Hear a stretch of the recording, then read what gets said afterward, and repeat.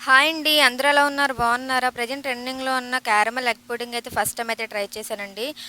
అయితే వచ్చిందనమాట. చాలా సింపుల్‌గా అయితే ఇంట్లో ఉండే ఇంగ్రీడియెంట్స్‌తో ఈజీగా అయితే తయారు చేసుకోవచ్చు. దానికోసం ఈ విధంగా 5 బ్రెడ్స్ అనేవి తీసుకొని దాని బ్రౌన్ పార్ట్‌ని అయితే తీసేసుకోవాలి.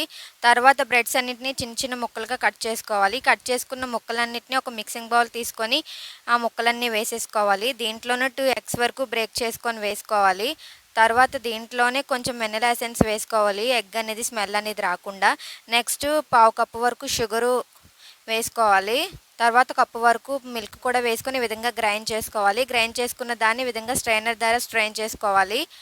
ఇప్పుడైతే మనం బ్రౌన్ కలర్ సిరప్ తయారు చేసుకుందాం. దానికోసం ఒక ప్యాన్ తీసుకొని ఒక హాఫ్ కప్ వరకు షుగర్ వేసుకొని విధంగా బ్రౌన్ కలర్ వచ్చేంత వరకు మనం దీన్ని చేసుకోవాలి. బ్రౌన్ కలర్ సిరప్ని మనం దేంట్లోనైతే తయారు చేసుకుంటున్నామో దాంట్లోనే వేసుకొని ఈ విధంగా మిక్సీ చేసుకున్న మిక్చర్ని కూడా వేసుకొని ఈ విధంగా ఆవిరి మీద అయితే ఒక 10 మినిట్స్ లో ఫ్లేమ్లో, 10 మినిట్స్ మీడియం ఫ్లేమ్లో ఉడికించుకుంటే సరిపోతుందన్నమాట. తర్వాత చల్లారిన తర్వాత ఈ విధంగా చాక్తో మనము రిమూవ్ చేసిస్తే ఈజీగా అయితే వచ్చేస్తుంది. చాలా సింపుల్గా అయితే తయారైపోతుందండి. చాలా బాగా అయితే వచ్చిందనమాట. దీన్ని ఫ్రిడ్జ్లో పెట్టుకొని తింటే చాలా బాగుంటుంది. మీరు కూడా ట్రై చేయండి. వీడియో నచ్చితే లైక్ చేయండి. Thank you for watching. Bye bye.